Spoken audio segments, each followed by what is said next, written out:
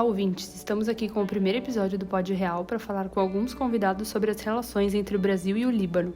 Nossa conversa terá alguns pontos principais e a gente vai começar falando da história e como começou a relação entre os dois países desde o governo do presidente Fernando Henrique Cardoso, como está essa relação até hoje com o governo Bolsonaro. Num segundo momento, iremos mapear o circuito financeiro entre os dois países, analisando suas relações de comércio e investimento. Então, apresentaremos nosso projeto de cooperação internacional junto à Unesco, que é o braço direito da ONU para o incentivo à educação e cultura, e, por fim, analisaremos as relações como um todo e a viabilidade do projeto de cooperação. Vamos começar com a Laís e a Vitória, falando sobre o histórico dessas relações. Agora a gente vai apresentar um pouquinho sobre o histórico das relações entre o Brasil e o Líbano. A gente vai começar falando lá em 1920, que foi quando o Brasil abre seu primeiro consulado na capital do Líbano, Beirute. O Líbano, nessa época, ainda estava sob o mandato francês. E posso dizer que as relações diplomáticas entre os dois países só foram estabelecidas em 1994, quando o Brasil oficialmente reconheceu a independência do Líbano, e no ano de 1954 o Brasil vai inaugurar a sua primeira embaixada na capital do país. Porém, os dois países já tinham uma relação desde 1186, que foi quando Dom Pedro visitou o país e chamou a atenção da imprensa e da província do Império Romano, Beirute. E assim eles celebraram seu primeiro acordo, o Tratado da Amizade, de 1176, que permitia a livre circulação e liberdade de navegação durante conflitos. E operações migratórias a essas relações foram estabelecidas, e assim esse laço entre os dois países foi se fortalecendo durante os anos. Então, para contextualizar, a gente vai começar a análise pelo governo de Fernando Henrique Cardoso. Esse governo foi marcado por uma política externa voltada ao universalismo, isso é, sem alinhamentos ou opções excludentes, com vista a preservar a autonomia do Brasil. Sendo assim, as relações entre os dois estados começou a se firmar. Nesse período, o governo manteve essa proximidade econômica com o Oriente Médio e determinou uma série de medidas a fim de estabelecer um diálogo político sem precedentes com os demais países da região. Segundo uma linha do tempo publicada no site oficial do Ministério das Relações Exteriores do Brasil, foi no ano de 1995 que as relações que as visitas entre os líderes libaneses e brasileiros se tornaram mais recorrentes. Então a gente teve aí visitas de chanceleres, de primeiros-ministros, e foi a partir desse ano que isso se tornou mais recorrente. Então, quase 130 anos após a expedição de Dom Pedro II, o seguinte presidente, Luiz Inácio Lula da Silva, realizou em dezembro de 2003 a primeira visita oficial de um chefe de Estado brasileiro ao Líbano, em Beirute. Aliás, o presidente brasileiro lançou as bases para a realização da primeira conferência de chefes de Estado da América do Sul e de países árabes, chamada Cúpula ASPA, um mecanismo de cooperação Sul-Sul e de coordenação política em fóruns multilaterais.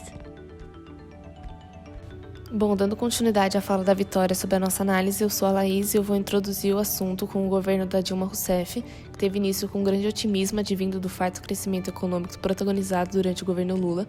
Já em relação à política externa, a diversificação de parcerias, incluindo aqui a aproximação com o Líbano, continuou como objetivo básico da política externa brasileira.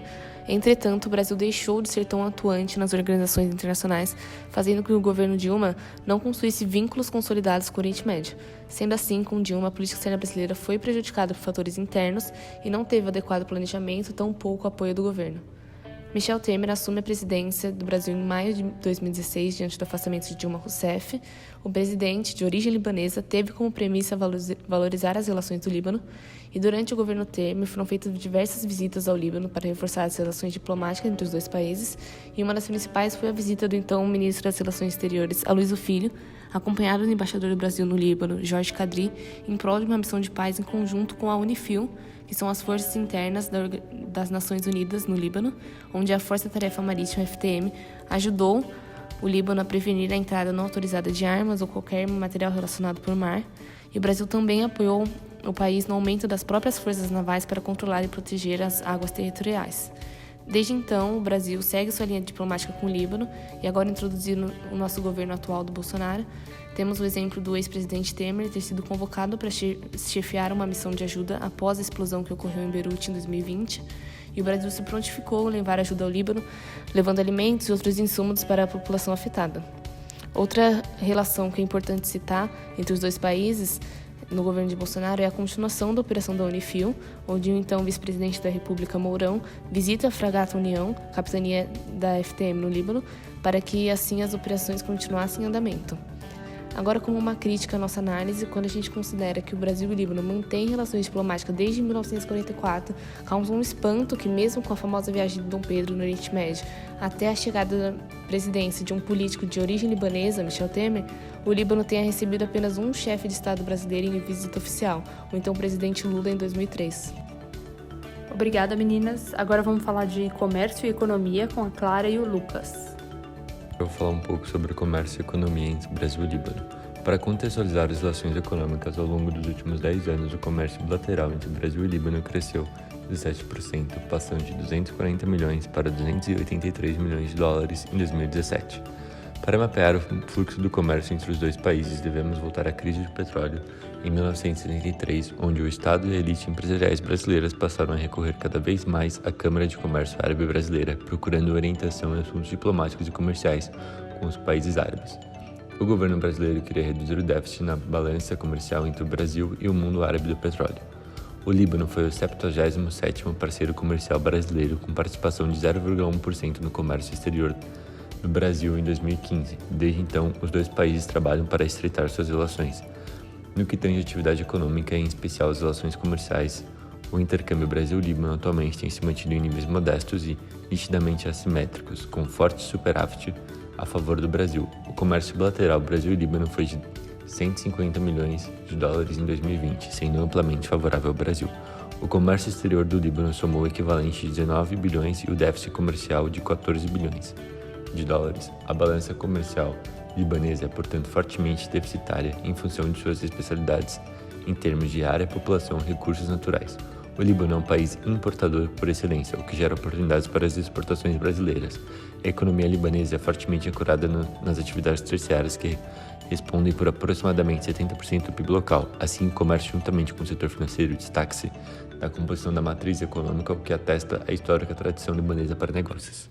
Continuando um pouco sobre o que o Lucas estava falando, de acordo com um cruzamento de pauta realizado entre dados do Ministério da Economia do Brasil e da alfândega libanesa, a gente encontra um significativo potencial exportador inexplorado do Brasil para o Líbano. E o país ficou em 104º lugar em 2020 no ranking de países importadores para os brasileiros.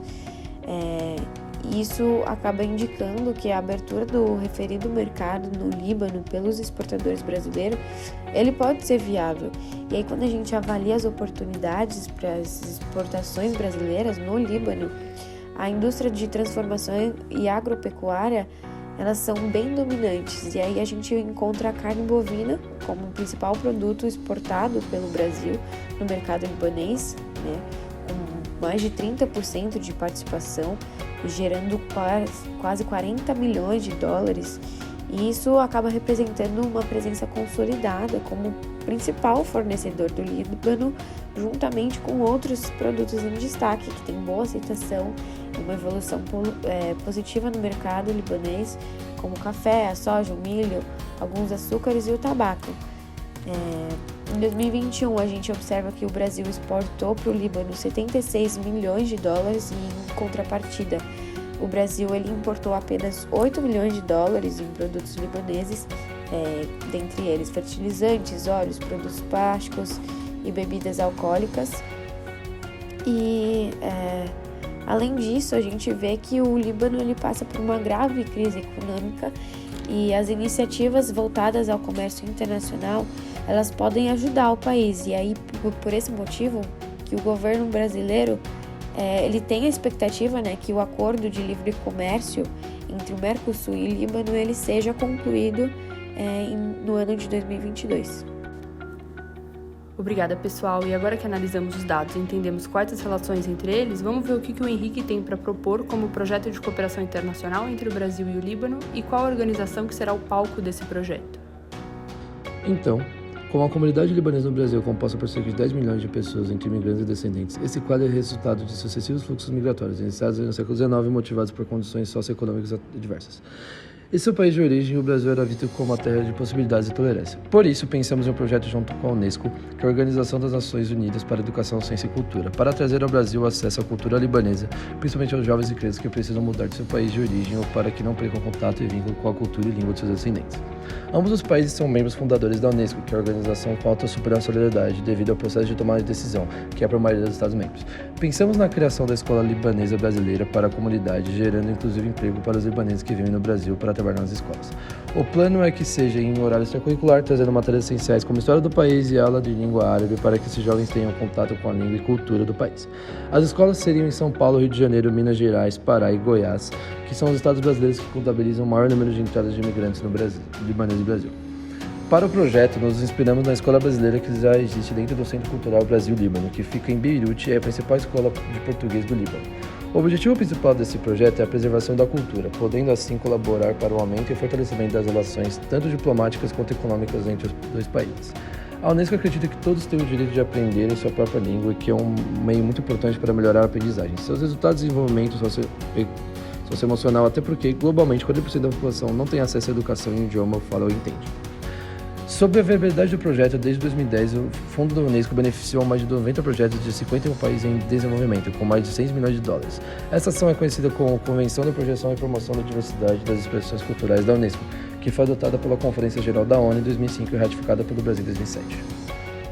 Muito obrigada pela conversa, pessoal. Após ouvir todas as falas de vocês, esperamos que com esse projeto tanto as relações diplomáticas quanto as econômicas cresçam cada vez mais, levando em consideração inclusive o fluxo de libaneses e seus descendentes que vivem no Brasil, que merecem maior reconhecimento, cooperação e investimento de ambos os governos para o mantimento da cultura libanesa.